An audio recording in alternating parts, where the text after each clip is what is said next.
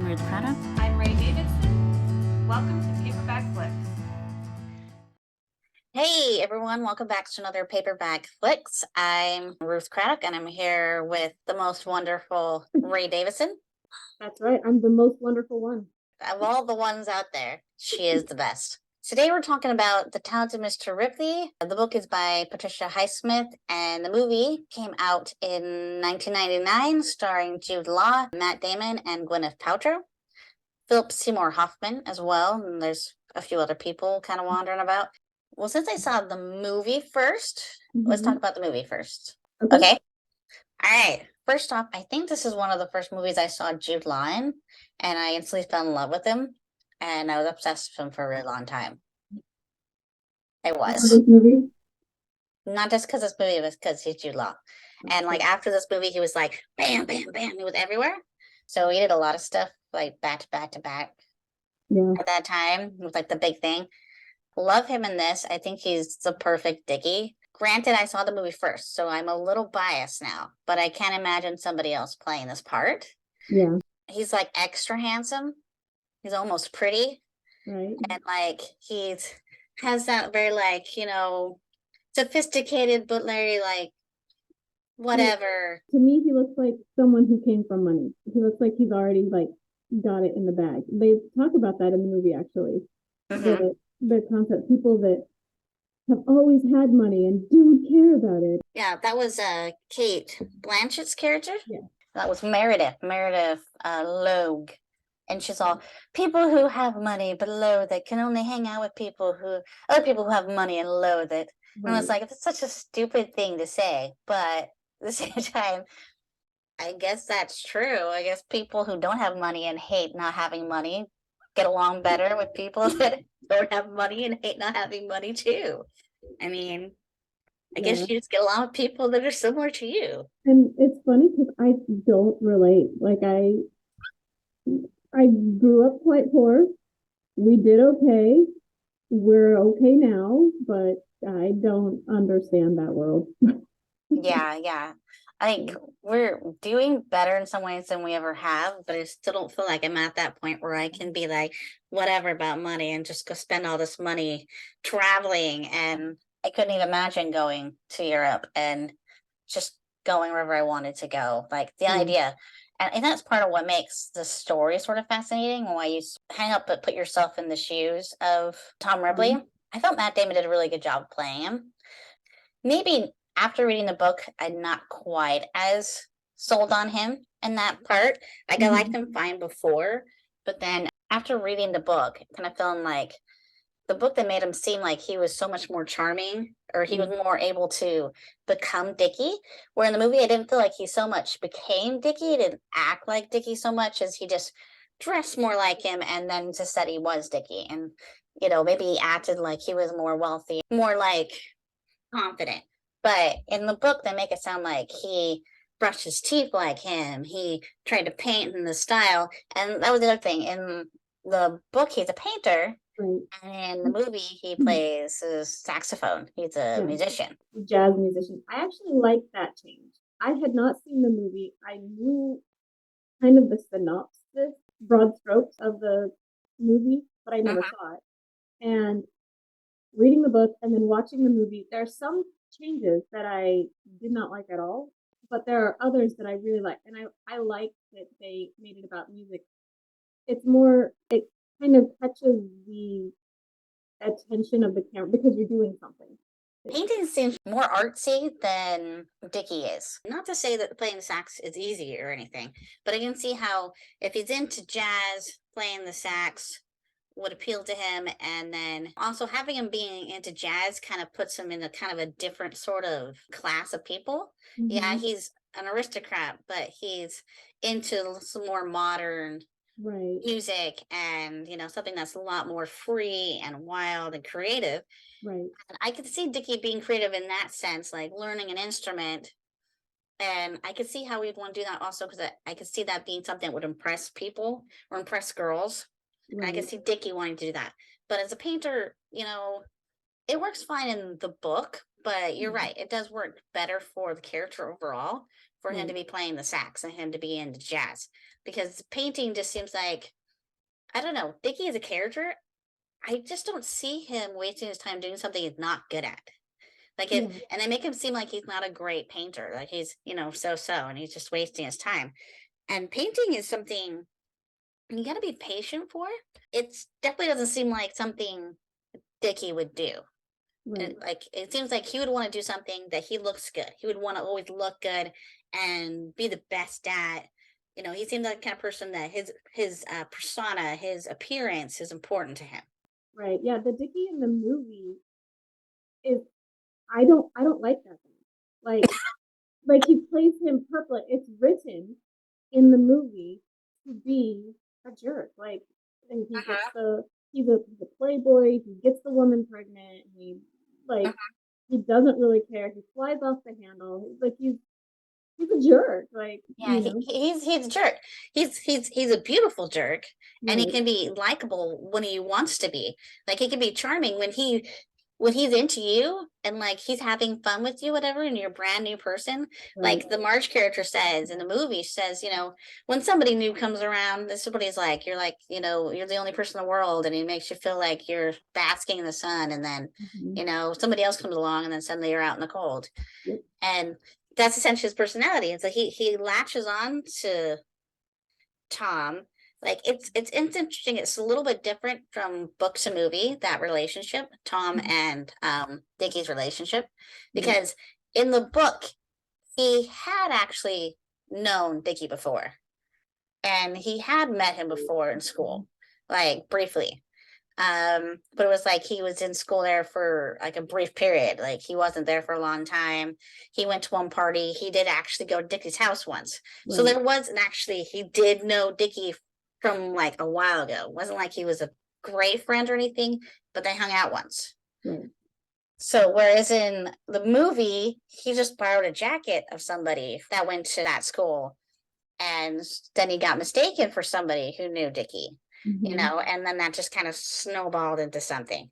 That was interesting. I mean, I liked it when I saw the movie, the idea of this guy that just sort of one lie just kind of yeah, trickled into more fell and into, like yeah. became this bigger When and bigger thing. the beginning of the movie actually kind of sets it up. Everything started going wrong when I borrowed that jacket. And Mm-hmm. I was sitting there going, "Wait, what? I don't remember this." The way that they turned it into like he's a classical musician, but a classical musician playing for this opera singer can't just be like plumbing, you know? And Yeah, so he has the nice I don't remember where what college jacket, but a nice like I thought it was like I thought it was Princeton. Princeton, there you go. Yeah, so it did make sense for the movie that he would borrow the jacket so that he looked like he fit in the upper crust world that he Yeah, was and in. so he can like replace his friend who broke his arm, and that was the other thing. In the movie, they don't talk about his life in New York very much at all. Mhm. You don't get much sense of it. Where in the book, you get a sense that like he sort of hops around and hangs out with the other people who are kind of barely any better than him, really. They're kind of just middle class, kind of slumming around young adults, try to be cool, try to be artists, try Yeah, to, they're all just kind of slumming about and like living together. And right, he talks about when he gets on the boat to leave for the trip, like they all show up right. to like come. I guess I didn't know this was something you could do, but you could go onto the boat if you weren't gonna Before it go. leaves. And Yeah. like, I thought you had to say goodbye like on the dock. Like, I No. wasn't aware they would let non-passengers on I've to never been on visit. a cruise. I've never I don't know. I don't know. Yeah, I've never been on that kind of a boat. So yeah, I guess they just showed up and were there in his room, and I can see how that would be super annoying because especially if you didn't tell anybody on purpose, Right. and even like the his good friend, the one girl that he was really fond of in the book, he Well, told her, but then asked her not to come say goodbye to him. right. And what's Well, funny? Like you barely talk about that character. I forgot her name. Was it Chloe, Cleo? Chloe? Cleo, one of those. Cleo? Something like that. Cleo Chloe. We only met her or talked about her for a little bit, but I really liked that character. And Mhm. I was sad that we never saw her again Yeah. in this book. Like she never came back. Like he talks about writing to her and stuff, but yeah, I was kind of sad that he had that kind of a person. But then, he leaves that behind. He has one like decent friend. And Right. then he goes to Europe and meets Dickie, and right off the bat, Dickie's just he's welcoming, and I don't anyways, in the book version, he's much more welcoming, and Hmm. like he has them move right in, and they click right away because Tom doesn't like really hover hang around. He kind of goes away to learn his Italian in his little Italian learning book, whatever, while he paints, and then he's always available when Dickie wants to do something. He's like, okay, let's go.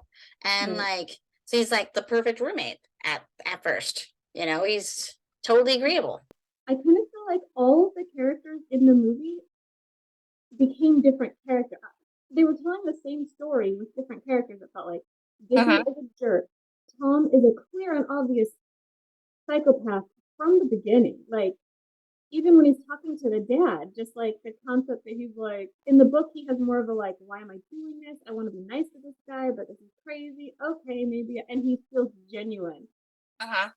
Whereas in the movie, he's just like the next hustle. Like, he's, he kind of has like overtures of psychosis already before he even gets on the boat. And Marge is like so happy she likes Tom all the way up until the instant that she doesn't. She finds the rings, and suddenly, instead of again the opposite, like she's always kind of, I don't know how I feel about Tom in the book, and then she finds the rings and she's like, oh, you're right. Like she believes Tom. Yeah, it's a Like, completely different yeah. scenario.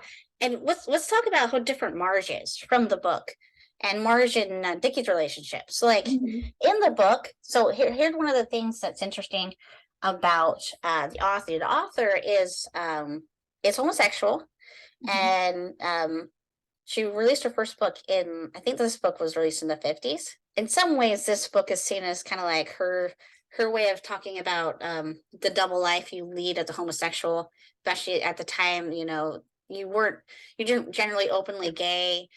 She did write a book called The Price of Salt that was about a lesbian relationship, and the movie Carol is based off of that book. Hmm. So there's actually 5 Tom Ripley books. It's a series. Okay, I knew there was 4.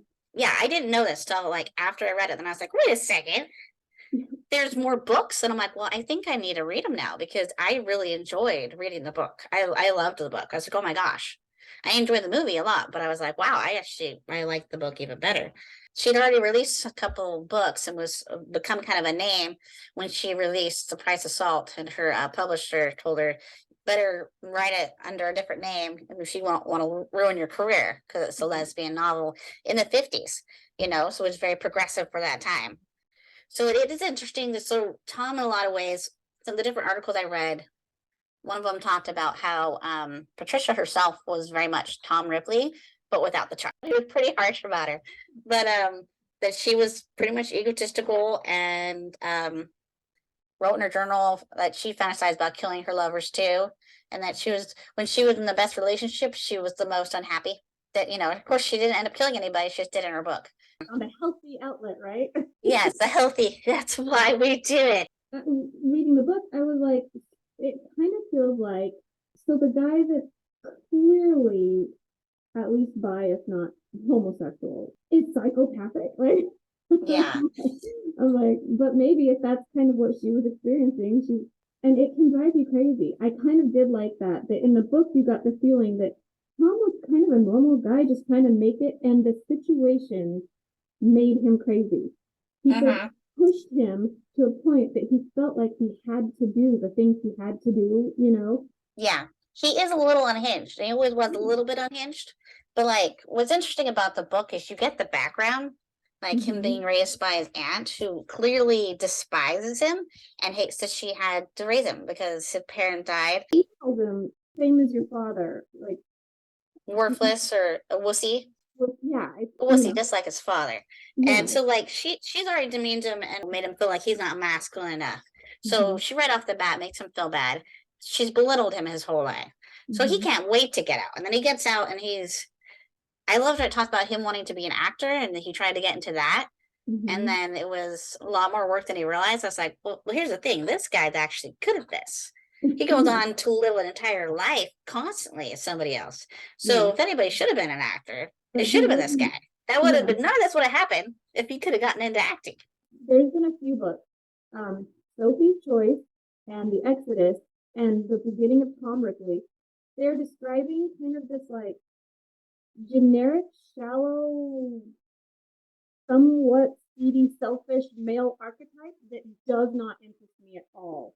Tom Okay. Ripley in the first like maybe 5 chapters does not interest me. His internal monologue is so selfish and his life is kind of boring. Like even with like him stepping into um whatever bar after bar running from someone. Are they gonna catch him? Is this the FBI? Like I Yeah. understand if you're supposed to be interested. I'm not. I'm like I don't care about this guy. He's like this guy. I feel bad for the man, but what can I do? It reminds me of those like detective movies when they're like the dame walked into whatever. You know what I'm talking about? Yeah. And, Yeah. and I don't care about that particular archetype. And so I'm like, oh no, oh no. And it wasn't until about the when he gets on the ship and he's like, I'm gonna leave this behind. All of this generic living that you guys are all doing, I don't want this. I don't want to. That I'm like, oh, maybe I like him. And he's like talking to people on the boat. And he's like, maybe I'm gonna like he's charming on the boat. And I'm like, oh, okay, maybe I do like this guy. And then he goes crazy. He goes all the way around that bend, you know, where you're like, okay, Mm-hmm. so not the hero. Yeah. What's interesting is in the book, it's sort of implied that there's some kind of an attraction between Tom and Dickie, or that there's at least an asexual attraction, even if Mhm. it's not like a sexual attraction. Right. Um, but in the movie, it's definitely more strongly suggested. They have the whole tub scene, Yeah. which I'm generally not particularly into homosexual things of any kind, but those are two attractive men. So Also Jude Law. So what are you gonna do? it's kind of a hot scene because those are two really good looking guys. So it's like, kidding. I'm kidding. Um, but yeah, I can totally see how Tom would read into that because that was a moment. Right. You know, I would have thought the same thing, like, oh, I think Right. he likes me. And the Dickie in the movie treats Tom the exact same way that he treats the women. You know what I mean? Like the Yeah. way he's like, you're beautiful, you're amazing, I love you. Also, I'm gonna bounce. You know, like he does the Uh-huh. same thing with Tom, where he's like Yeah. writing the letter and he like looks up at him and he's like, I'm so happy that I don't remember what he says, but he says something that's like very complimentary. He Uh-huh. doesn't have to say it out loud. He's writing to his dad. He doesn't have to say it out loud for Tom to hear, but he does Yeah. as a way of almost seducing him. Again, maybe Uh-huh. not sexually, but it is a form of seduction to be like, be my minion. You know what I mean? Like, Yeah. Yeah. He's sort of like luring him in. Whether he realizes he's doing it or not, right, Dickie is good at wrapping people around his finger. And he does an right, excellent job with Tom because Tom's looking for somebody yeah, to want him to fulfill that void that he has. right, And he's willing to be whatever Dickie wants him to be. And for a while he is. He does everything he can to be as useful and interesting as possible to Dickie. yeah, And I think that works more in the book. Like in the movie, yes, because of time restraints, you have to deal with speeding everything up. right. But it seems like Dickie gets tired of Tom a lot faster in the movie. In the books, it Yeah, seemed like they had a good run. I They think were that, doing great, and they were talking about moving in together. And they're talking about he was going to go with them to the skiing trip, and they weren't going to take Marge. And that was the other thing. I started talking about it, and then I totally derailed myself. Marge. So Marge is so different from the books yeah, to the movie. It's crazy. Like they're barely the same character. And yeah, I get why they changed her because, yeah, modern movies are going to want to give Marge more of a personality and give her more of an arc. Whereas in Margin, plus, I guess they wanted to make it feel more of the tension that Dickie who's possibly bi, because he definitely gives off the sense that he is somewhat attracted to Tom. He might not be generally attracted to men, but he's attracted to Tom. And Right. I think that's the situation. I just think Tom and his personality and just the way he is Mhm. brings that out. So I know we're talking about Mark, but I will say really quick, both versions of Vicky, book and movie, had that element, and I think that's why he was angry. Like it seems to be that that's why he's angry at Tom because Tom is making him see things that he has never even contemplated before, Mm-hmm. and maybe it scares him. Maybe it makes him Yeah. angry at himself. Like that, I did read that and saw that in the movie. That's like about the only constant that I saw in both characters. Mm-hmm. It feels like meeting Tom and realizing that there's something there, he pushes himself farther towards Marge. Mm-hmm. Even in like the book, where in the book, him and Marge are not a couple. They're just the Right. two Americans in this little town, and they're Right. like buddies. And there Right. is no romance. There is no womanizing going Right. on. There's a little bit more on Marge's end in the book. There's she's clearly at least grown attracted to Dickie, whether she was in the beginning or not. Like at this point, he is like the guy that has fulfilled whatever what companionship in her mind. And so Mhm. like you see like when she's like, I didn't think I was into Dickie until suddenly Tom is taking him away and then she So she's needs like, that well, love maybe I again. am. Maybe I Yeah. am in love with Dickie.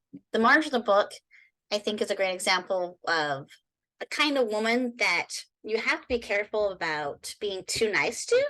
Mm-hmm. Because, like, if you're a really friendly guy, and Dickie can be a really friendly, complimentary guy. If you're the kind of guy that's like says nice things to people and it can be really sweet, and say you're an affectionate person, like with everybody, um, Mm-hmm.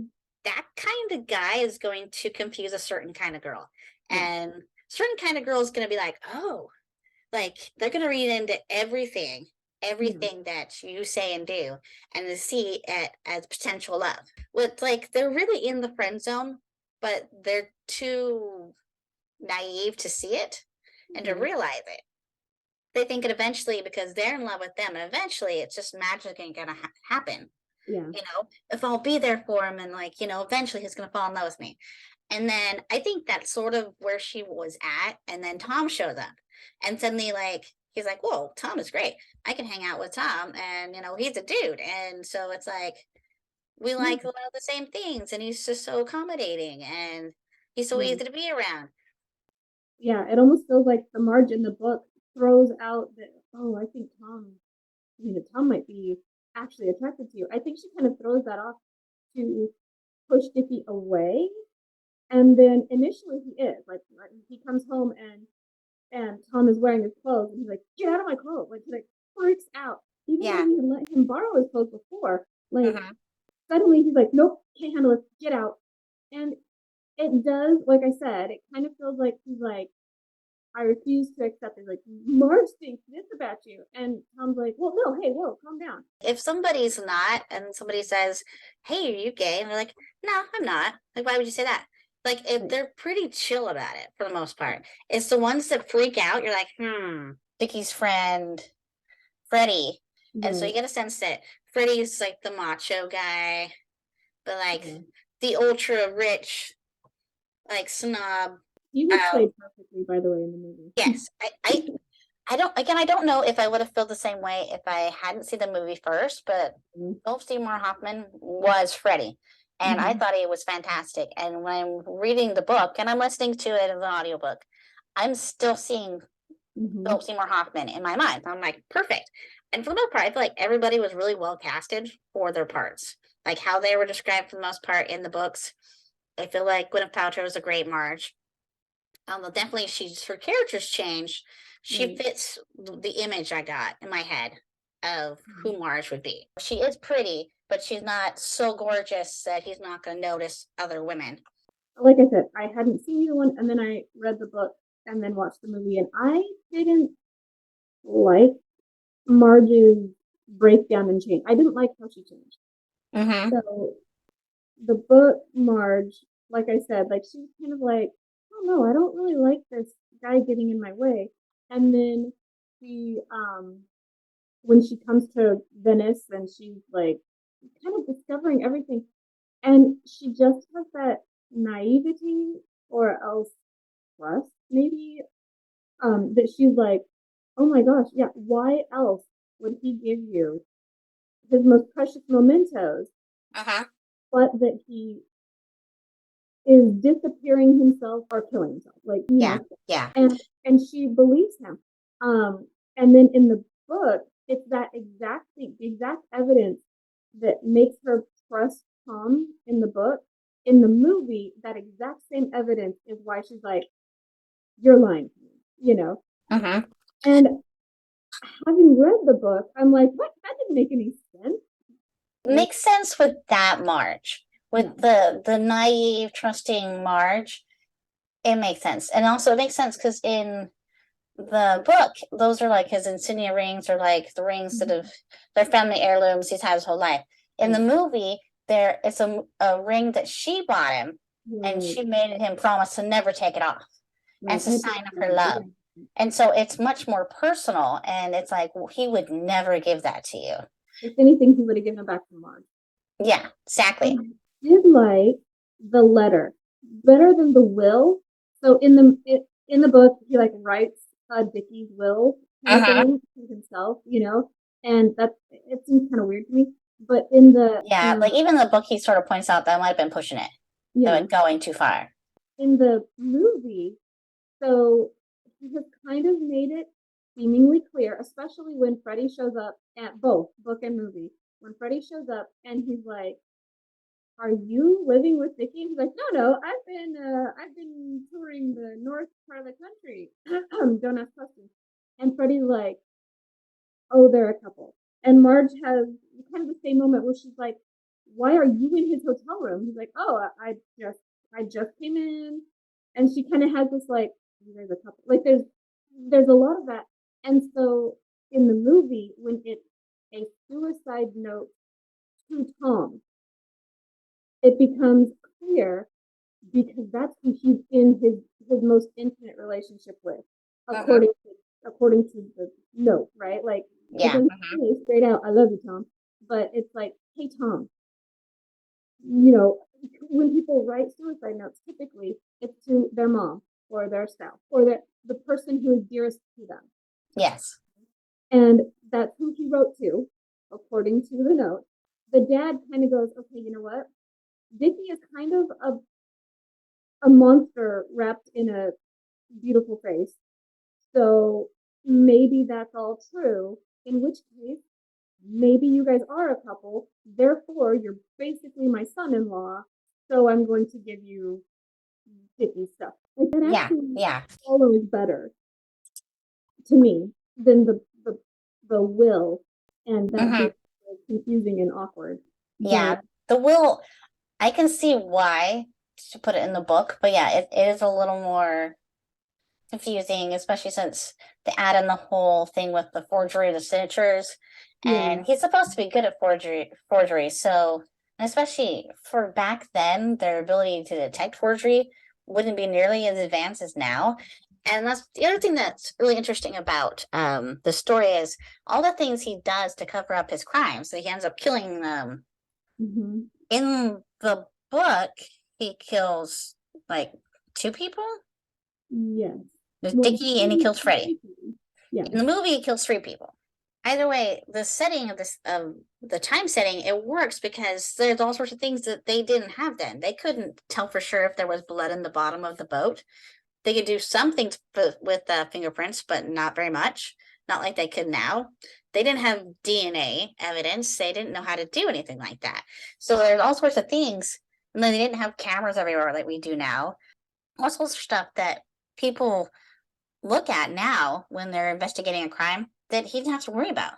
right. And like he could get away with a lot of things. And I think, especially because he's in Europe and the way they had things set up, like the Americans, were supposed to check in and be like, "Oh, hey, I'm over here, I'm doing this," but they were super lenient about it because Americans were kind of treated like royalty or something, like, oh, they're special. And they wanted to keep their American tourists happy. So he could get away with saying that he was gone for like 4 months traveling around by himself. Yeah. And he just forgot to check in. That's something that a lot of people did. I know my Nana used to talk about that she just like had her time. Like I don't even remember what it was, but she just had some time. She worked with the USO, and then she just kind of would just go. And a lot of her friends would do that. They would just spend a year, like I don't know, gallivanting around Europe. Like apparently that was just a thing for well-off Americans. She didn't. I don't think she actually went and did that, but she had many friends and relatives, cousins or whatever that would just they're going to Europe, and if you're going to Europe, you're going to spend 18 months because you're going to Europe. You know. Yeah. So it's like or whatever. like that whole backpacking through Europe after high school that Right. people used to talk about. In the movie, Tom does a better job of establishing an alibi for Tom, of making it seem like Tom was alive still. Where in the book he doesn't so much. He kind of like just he's put away Tom. He keeps some of his stuff just in case he needs to go back to being Tom, and he practices his old accent way of acting in case he needs to slip back into Tom. But like he doesn't establish an alibi. He doesn't have him living in another hotel. He's not sending messages back and forth. There's no real record of Tom. He mentions that as like an afterthought when he's like, "Oh no, I have to explain where I've been as Tom all this time," and so he's like, "Oh well, I can't have left the country because my passport doesn't have anything on it." Even So though I everybody have to knows just that. be hanging around the countryside, and So I bought a car and don't ask me when. there's a lot of things that they don't check that would have caught him.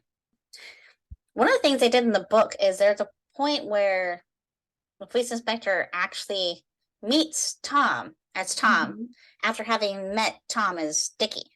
Right. Like he's acting completely different and he's looking different, and he sells it to him somehow. Like he doesn't even realize that it's the same person. So I actually really liked that, and I was really excited to see Matt Damon transform, and I didn't see it in the movie the way I wanted to see it. They didn't do it in the movie. They had it where he went to Venice and it was a different person, because the Matt Damon Tom Ripley, he really did so much. He kind of became Dickie, but not to the point that he would have fooled anybody.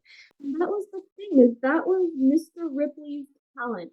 Was it hydrogen peroxide that he puts in his hair? He puts something in his hair. He he's like treating it so that it's got the way. He's parting it different. He's holding himself differently. Like he's like a different person. He even like holds his face in different ways. Like he brushes his teeth the way Dickie brushes his teeth. He really gets into the character. He's a total method actor. And so then when he becomes Tom again, he talks about putting henna in his hair to make it maybe even a little darker than his natural hair. Yeah. His persona is different. He's sitting there and he's not nervous, but he's Tom again. He's just lowly Tom. He doesn't have the flamboyant air that Dickie is comfortable in. Yeah. And he even like he's wearing his own ring. I like he points out, he's like, I was wearing a ring, my own ring. And he's like smoking a cigarette. And so he purposely like goes to the ashtray with his ring to like show the guy, like, oh, he's looking at my ring. You like it? My not Dickie ring, you know? Yeah. And that's his talent. It kind of is lost in the movie a little bit. Like, yeah, it didn't translate as well. I love the movie, but I feel like I do like it less after reading the book. There are some things they did do better. It does make more sense that Marge does kind of act like a little suspicious of Tom before the rings, but just a little bit like, how are you paying for this? Or what's going on? Or, you know, you've changed the way you looked. And like, she's noticing these little things. So she's more attentive in the movie. And I do like having it be that they're in a relationship and that or at least Tom being there is pushing those two, Dickie and Marge, more into a relationship. Like I think Dickie was willing to marry her now as a way of being like, okay, I'm ready to settle down now because I don't want to even consider this other option. I don't want to become the guy that chose. Part of his way of pushing Tom away is also, forcing himself to commit to a relationship with Marge and marry her. Right. I do feel like that works better for like it's more of a jealousy thing. You can see more of the tug of war between Marge and Tom with Dickie. And I feel like that makes it stronger. I do like that Marge is definitely smarter and more alert, more aware in the movie. I like that Marge is smart enough to go, he would never take off these rings. Why? And like in the book, he's like, oh, I totally forgot about the rings. And she's like, why do you have his rings? And he's like, oh, I totally forgot. I totally forgot that I had the rings. And I do like how in the movie they showed a point where he almost put Dickie's rings like in something to throw away. And then like last second he kept them and decided he wanted to keep them. And this was before he officially decided to become Dickie. I thought it was interesting how in the movie and the decision to kill Dickie and the decision to become Dickie were sort of accidental. Right. Like he just got in the heat of the moment.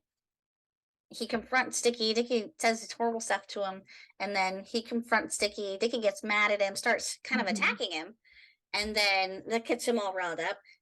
And then, Dickie keeps saying horrible things to him, and he's like, stop it. And then he ends up hitting him with the oar, right? And like gouging him pretty bad. And then, of course, Dickie gets all upset and he starts attacking. And he ends up killing him. In the middle of the ocean, you either stop the fight or you die. Yeah, like at that point, he had already gone too far that one of them was going to die. Right. And Dickie was the instigator in the movie. Uh-huh. Like, he was the one that put them in that situation. He took them out on the boat, and then he was like, hey, now that we're out in the middle of the ocean, I think you're creepy. I'm gonna marry Marge. I'm done with you. In the middle of the ocean. Yeah, like it wasn't, I guess he was trying to give him privacy, but at the same time, it's like, how do you expect someone to respond? Because he's particularly mean about it too. And I do believe, whether it's meant to be that way or not, I do believe that there is an element that Dickie is attracted to Tom. He does have feelings there, but he's so repulsed by the idea that he's willing to be as mean as possible to push him away. That he might not fully mean what he's saying, but this is who he is. He's kind of a jerk. He tosses people aside. Like one of the things in the movie, he has the girl Sylvana that he's having an affair with. And, clearly he's hitting on other girls. And so I thought that was interesting that they had this in the movie and it's not a part of the book. But then again, like, it makes sense that it's not in the book. That the whole Sylvana being pregnant and apparently she had come to him and asked for help and he wouldn't help her and then she kills herself. And it works in the movie because then that makes him want to leave Montebello, want to leave Manji. And like it sort of makes it possible for him to be like, oh, I'm gonna go move to Rome. So it makes it possible to sell that idea that he suddenly wanted to go because of that. Before that, there's really nothing to make him suddenly want to move away. It's in the book, it's less plausible that he up and all of a sudden decides to move Rome. That's another thing that speaks to Tom's talent is that he has to convince people, sometimes with success and sometimes with not so successful, but he has to convince them that Dickie wanted to go. And kind of his whole thing is that, like, that he back in the States, he was like, oh, I want out of this life. He came over to Italy for no reason. In the book, it sounds like he just like was just a super rich, had no responsibility and no. He's running from responsibility. He just being a playboy. He just lays on about. And so he goes to Italy to learn to paint because, just because. But yeah, in the movie, they say that he had attacked some kid and put him in the hospital, and he was originally sent to Europe to sort of escape the publicity of it as sort of a punishment. Right. And Tom in the book uses that. He's like, so he did that in America, and then he went to some small town in the middle of nowhere, Italy, and eventually he got bored. So he went to Rome, and who knows where he's going to be in another year and a half. he talks about Greece. Maybe he goes to Greece, like, or France or whatever. When he comes home, I don't know. I don't know what's going to happen. He liked this, and that's what starts to make people think, no, that's true. When Marge met him, he was basically running away from the boredom of home, which was New York City. So he was running away from New York already. And so it does kind of make sense that he's like, oh, I played this game of I'm a small town Italian and it's boring. And so maybe he does move to Rome. Makes sense once Tom creates it. Once does it, you go, oh, I can see why people would believe that. Mm-hmm. And again, in the movie, they kind of answer it for him. He doesn't have to be talented. I think that's what it is. In the movie, everybody's character was rewritten and enough other stuff got put into the movie that he doesn't actually have to be talented. His talent is like, He's kind of talented. He's not really talented. right. His talent is looking into stuff most of the time. His talent is killing people, actually, is his talent. So Kate Blanchett, right? Mm-hmm. The Meredith character. Her character doesn't exist in the book. Yeah. He is barely, is that his name? Kingsley? I don't remember. He's barely in the book. He's like a friend of Dickie's that gets mentioned a couple times and then shows up in Rome, I think, and is like, what's going on? And Tom's like, oh, I don't know, I'm in Venice, sorry, bud. And he's like, not really a character. Yeah. Mm-hmm. And so, oh, the woman that gets pregnant, like, none of these characters exist, or if they do, they're super minor in the book. In the movie, they are the ones that answer the hard things that Ripley has to do. You know what I mean? Yeah. Yeah. And well, what's interesting is, real quick, going back in the book, Dickie essentially breaks the news to Tom that it's over on land, not on the boat. And then Tom's like, oh, well, then Tom starts thinking, hey, I could be Dickie. Hey, like, how dare he get rid of me? I deserve this life more than he does. Like, he thinks to get rid of me, I could be Dickie. And then he starts planning how he's going to kill him. And then it's his idea to get on the boat and go in the middle of the ocean. And it's all premeditated in the book. He, like, snaps because he's, Dickie's pushing him away, hurting him so much because he thought they had some kind of connection. That at least they were going to be together, whether it was going to be a sexual thing or not. There was, like, he thought there was a kinship and they were going to be best friends forever. Dickie made him feel that way. Dickie made him feel like he was more important than maybe he was, or because at the time it suited him to make Tom feel good and it worked for him until it started making him uncomfortable. And then suddenly it was like, well, now he's going to be all over Marge. So yeah, then Tom snaps, starts going into his psycho mode, which was always kind of there, but he was never pushed far enough to go crazy. Then he starts planning it, and then he actually does it. And I did like how in the book he falls out of the boat trying to toss Dickie into the water after he's killed him, and then he has to, like, struggle to get back on the boat, and it's like, you almost killed yourself just now. That could have been over right then. I did like in the book, there's kind of that remorse. Like, I get it in the movie, like, once Dickie is laying dead in the boat and Tom is like has his arm over him and he's like crying or whatever. Like, I get that and I appreciated that for the story of the, because in the movie it fit perfectly that he was like, we were buds, and then you took me out into the middle of nowhere and you apparently tried to kill me. I had to kill you, and now I am sad because he thought he was so happy and this was his best friend, and maybe they were gonna be a couple, maybe they were a couple, but maybe not. Like, Tom didn't seem like he had to have that part of the relationship. It didn't have to be sexual for him. He was just happy just to be with Dickie. Right. Well, and it also, like you were talking about bathtub scene, it almost feels like Dickie is sometimes pushing it just a little bit. And then when Tom is like, oh, okay, if we're going to go there, and Dickie's like, how dare you? Like, and then he pulls back. So, like, it's almost like he is sort of playing. Right. He's playing with it. Like, and I wonder if like, at least the Dickie in the movie, if the whole thing with the kid when he was younger had something to do with a homosexual situation. Yeah. Yeah, that like he ended up, freaking out about a situation or like something almost happened and he beats him up as his way of dealing with it. And I would believe that of a less mature Dickie, because Dickie's pretty immature anyways. Right. So a younger Dickie, I could see He that. essentially does the same thing with Tom. I mean, like you said, like he's like takes him out to the middle of nowhere where Tom can't just walk away. Because in the book, he could have just walked away. He could He have. could have. Tom Tom had to make the chose. choice. Yeah, he chose to set the Yeah. situation up. He chose Yeah. to follow through. He Yeah. chose to Because take his identity. yeah. In the movie, it just kind of like the guy mistakenly, when he comes back to the hotel after dumping the body, after covering up what he accidentally did in a heat of passion, the guy's like, "Oh, Mr. Greenlee," and like the guy got his name wrong, so he's like, Right. "Oh," Oh, and like it just light goes on, and he just figures it out. Yeah, it's interesting how it's so much the same story and not at the same time. yeah. How like tweaking and changing a few things really changes Yeah. the story.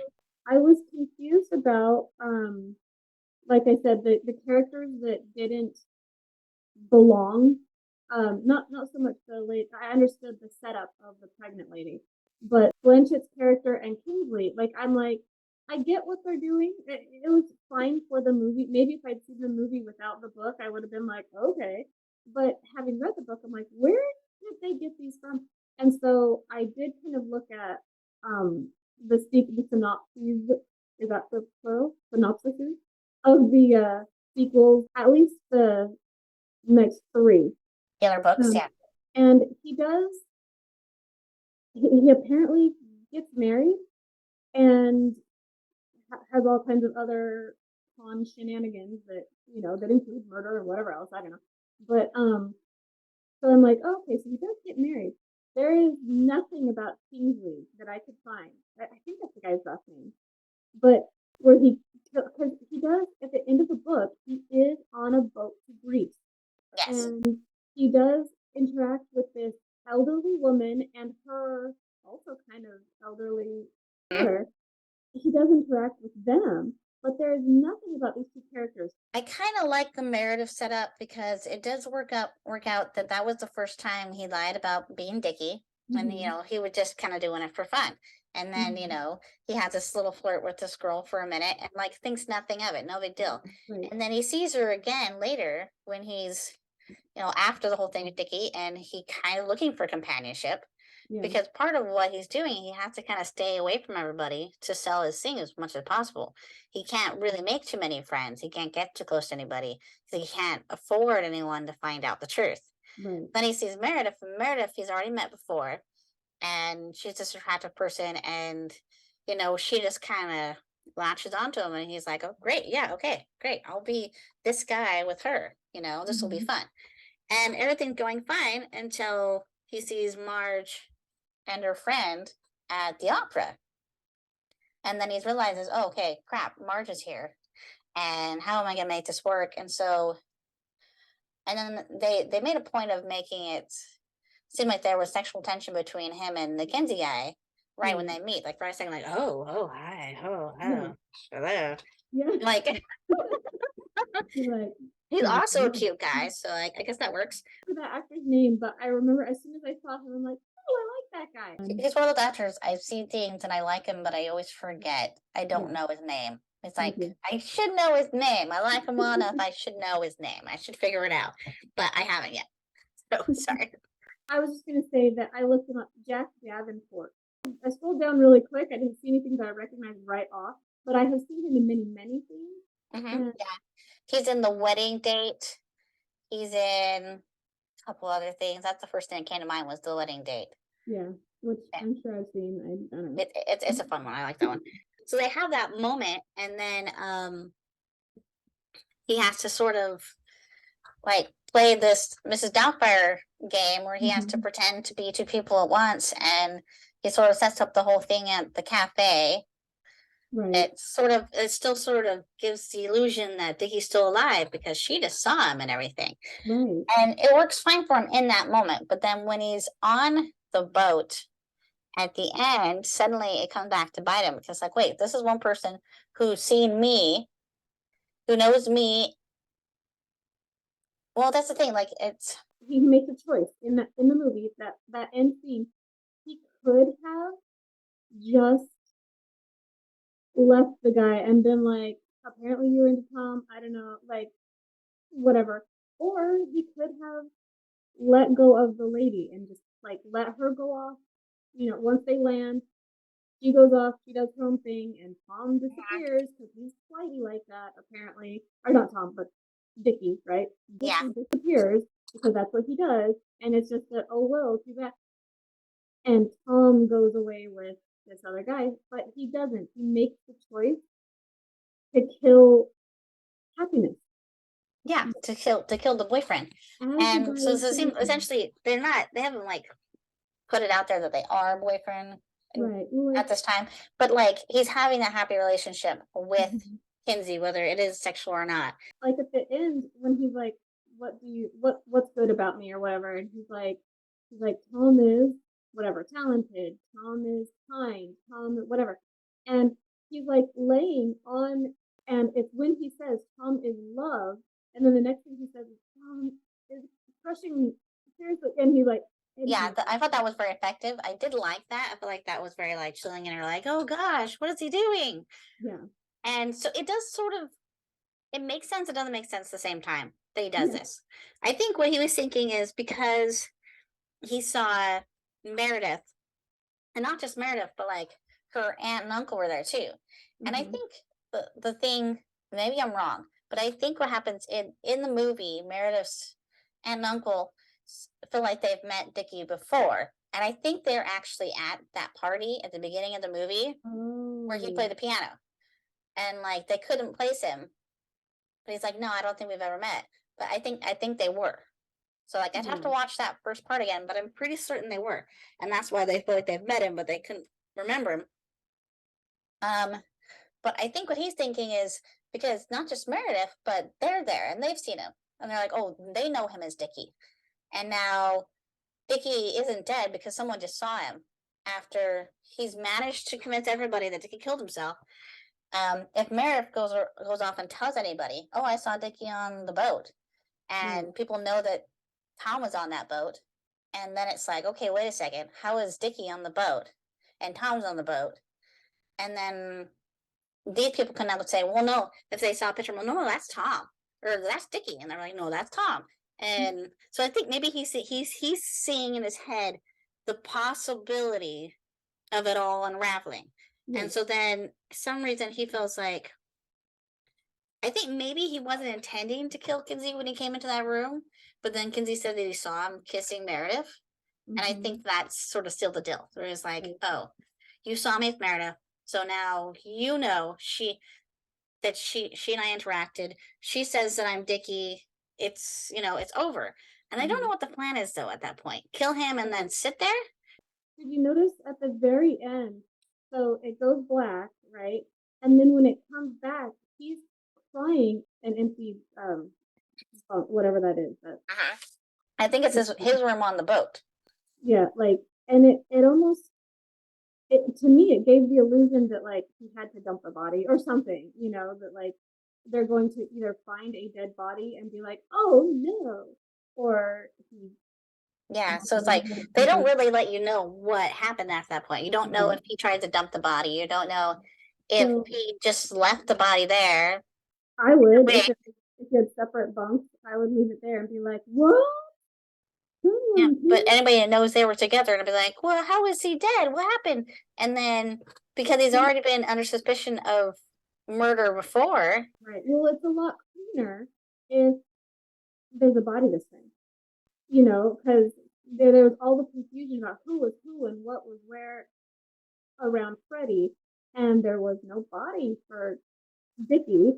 And so for there to be just a clear and obvious, like, here we are trying to get away, and maybe someone's coming after Tom. Like, it does kind of leave a little bit of that open. how is he going to spin this, or where's Right. this going to go? Appreciate how that sort of that one thing he did at the beginning where he pretended to be Dickie for a minute just for fun comes Right. around to bite him in the butt later. I Yeah. do appreciate that, but So I don't fully understand the reasoning of killing the boyfriend or the yeah, friend, I don't and either. I don't understand like what his logic was. So yeah, I do kind of like how in the book he does essentially get away with everything. Yeah. And he does think that when Marge finds the ring, said, "Oh crap, she's He's found about me to out." kill her. And he's Yeah. prepared to kill her. And Mhm. then she's like, "Oh, but you're right." And then when she just kind of goes along with it, he's like, "Oh, I was about to kill her over nothing." Yeah. He's like, "What's wrong with me?" I feel like Tom in the movie is kind of your typical movie psychopath, right? Like he's when the dad is talking to him, he's like, "Oh, so you went to school with my son." It's so easy for him to just be like, "Oh, I'm sorry, I don't really know him," and walk away, right? Yeah. But he doesn't. He's already like ready to do this. He starts to listen to jazz and try to memorize who it is by hearing it, and he is already like delving into this lie. Whereas in the book, he was legitimately like, um, he was going in earnest. He was like, I will talk with Vicky, I will try to see why he doesn't want to come home. I'm gonna do my best, but I'm gonna get a free trip out of this. Right. And this is gonna be great. This And amazing opportunity is landed in his lap. So right. like I who feel would like say no to that? in the book, the psychosis is almost more it's more believable because in the movie he's already kind of crazy. Like he's already unsettling. You know what I mean? Yeah. Whereas in the book, like he's like, I'm just trying to make it. I'm just trying. Can you please not follow me around from bar to bar? Like, you want me to go get your son from Italy? Like this is weird. And you hear his Hmm. monologue, and he's like, I should not be doing this. But in order to get by, he has been doing the small con, right? He's already been kind of. He felt like he kind of had to manipulate his aunt because otherwise that's how he survived his aunt. Yeah. But he pictured murdering her in his mind as a kid, as a Mhm. teenager, but he didn't. He got away from it. He did what he had to do in that situation and then he got out of it. And now he's trying to get by. He's not managing to keep it up. And so he's trying this IRS con. It's not working out. And he's like, it's probably for the better because I actually do feel gross. I feel gross doing this to people. So probably better that it's not working and I can just put it away Yeah, and it's more of an amusement for him. It's more like the right. entertaining and a And way to practice his skill. right. And by the time he decides that he has to kill Dickie, he is crazy. Like you've seen him like justifying his thoughts or actions and having remorse for them. And then his way of processing that remorse is to like throw it away or subdue it or whatever. To the point that by the time he's like, this is it. This is my fresh chance. You and me, it was going to be us against the world. It was going to be us enjoying the world. Yeah. Yeah, he's living the kind of life he wants to live. He Yeah, thought he found somebody he could live that life with, either as a right. friend or a romance or whatnot. Um, he feels like he's found that person, and then all of Right. a sudden it's like, nope. And by the end, he talks about it where he starts to believe his lies. He convinces himself in the book. Mm-hmm. He's like I believe in myself. Like, he's like, I will tell myself this lie. I will live this lie until I believe it. Wear the Yeah. mask until you love it. Like that's what he did to himself. He was Mm-hmm. haunting himself as much as everyone else around him. Yeah.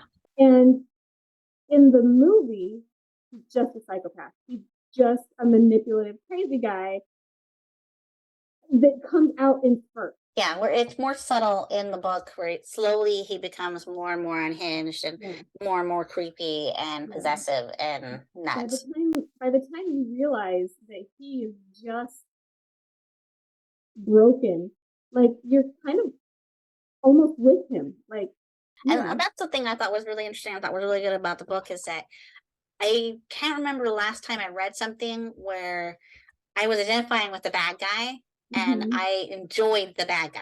And like I wanted him to succeed almost. Like he does these horrible things, and yet I'm like, I almost don't want him to get caught. Right. But there's still part of you is like, it's gotta get caught. We gotta get caught. The bad guy loses, right? You almost like release that breath that you've been holding when you see him get out of another vine. You're like, how does he gonna get out this one? And then he gets out of it. You're like, I can't believe he did it again.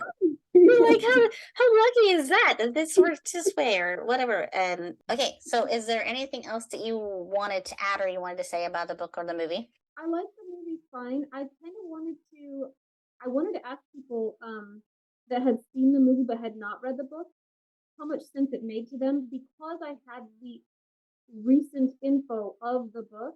As I watched the movie, I'm like, wait, that's not right. Wait, how do you get? I don't understand. This is not the same. It almost threw me off a little bit. I was trying to get somebody. I just didn't in the days between watching the movie and doing this. I didn't actually happen to be talking to anybody who had seen the movie without reading the book. But I wanted to see how much sense the movie made not having the written story because in my mind it was the same, but it diverged drastically enough that I'm like, wait, did that make sense to anyone else? Yeah. I feel like before I read the book, the movie made sense to me up until the point where he kills the guy at the end, the friend at the end. That didn't really fully make sense to me. I think the more I thought about it, I was like, well, I guess he's thinking he saw her with Meredith and blah, blah, blah. But yeah, that was the part that was really confusing about it. After reading the book, it's like, it does make more sense the way it is in the book than it is the movie, but it makes sense that they did it the way they did in the movie because it's a movie. Yeah. You have to moviefy things. Right. Yeah, I like the music. I like the change from art to music. I love the suicide note. Frankly, that was far more convincing than the forged will, the forged suicide note. 100%, I think that was the right way to go. I think that was a great choice. But as far as the book was concerned, the overall story made a lot more sense to me. So the killing the guy at the very end actually spoke more to the original Tom character in the book than it did the movie Tom. The book Tom would have done that. He would have been like, I don't deserve this happiness, and I can't trust you, and like kill him. Yeah.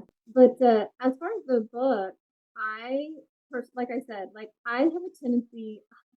I have never gotten through Sophie's Choice because it's a similar male archetype to the one that the beginning of Tom Ripley, same thing with the Exodus. Excellent books that everyone has recommended. They're like great reads. They're like this thick. They're insane. I can't get past the fact that I don't care about the character to the point that I don't like him, And that's where I was with that. Tom Ripley is a much smaller book. I can get through a smaller book because I'm doing this and I'm like, this is a book that I am reading because I need to be able to talk about it. So I need to know what's going on. It allows me to read something that normally I would have put down and been like, okay, talented Mr. Ripley, that's a bust. Once I actually get past that and start to see the character develop in ways that are actually quite interesting, then I'm like, oh, good. I'm glad I got there, Yeah.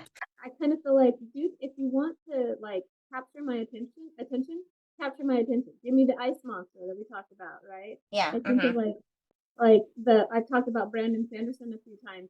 That like the first thing that you read, you're like, what is that? That was crazy. And then you're listening to the story or reading the story about this like little boy growing up in a farm, and you're like, but how do we get back to the guy that was like altering gravity? You're pulled in or whatever. Or they develop a character like with Jane Austen. She develops characters that they're not like superheroes running around doing amazing, crazy things, but you care about them. You want to see what happens to little sister or whatever it is, you know what I mean? And so I kind of have a little bit of that I'm like, dude, if I'm 5 chapters in before I even care about your character, congratulations, you got me to stick around for 5 chapters of not caring about this. Like, come on, give me something. So yeah, speaking of big books, by the way, book 3 came out on the 10th. So officially my third book is out. Yay! And that's a 700-page book. So Oh. yeah, I can't wait to get a physical copy of it. I can't wait to see how huge this thing is. I was gonna say I will still totally be reading it. That's a lot of pages. Yep, But yeah, so excited about that slide that came out that's very and cool. yay! Anyways, yeah, so that was my pick, Talented Mr. Ripley. I thought it was a lot of fun. I enjoyed the movie. What do you want to read next time? So I'm gonna go a totally different direction because that's what I like to do. I'm gonna do Matilda for our next one. Matilda. Okay, all right. I have not read that one. It's very sweet. It's another one that I have read several times because my kids are reading them in school. I have become one of those parents that I feel like I have to read all the things that they're reading and watch all the shows that they're watching. No, You know, that's actually kind of smart though, because there's some things that I hear about kids getting assigned in school that it's like, what the flip? How is that? How Yes. is that appropriate? Even like when they check a book out from the library, and I'm like, okay, let me look it up on my phone. Let me flip through Yeah, it. let me check this out first. Yeah. I will give it to you tomorrow. Yeah, unfortunately, we live in a time where not everything that's supposed to be for kids is really appropriate for kids, and it's way too easy to access all sorts of things that we couldn't get when we were kids. Right. Like the availability is nuts. Yeah. So yeah, you got to be careful about what your kids are watching. So Matilda, I already kind of knew because we'd already seen the movie, which I was more than happy to watch again. Yeah, it's a very cute movie. I love the girl in it. I love Danny DeVito and his wife. Like it's one of those that I kind of wonder if I'm gonna like it as much now as I did 20 years ago when I watched it, whenever that was. Know if my kids have ever seen it. So I think in the last 17-ish years, I haven't watched it. So Oh, okay. I kind of want to see, do I still like it as much now as I did then? Also, how it relates to the book. So. All right, cool. That sounds like fun. So yes, the next time we'll do Matilda. And yeah, so that's all for today in our talk about the talented Mr. Ripley, or the kind of talented Mr. Ripley, whichever one we're talking about. And we'll see you guys next time. Bye.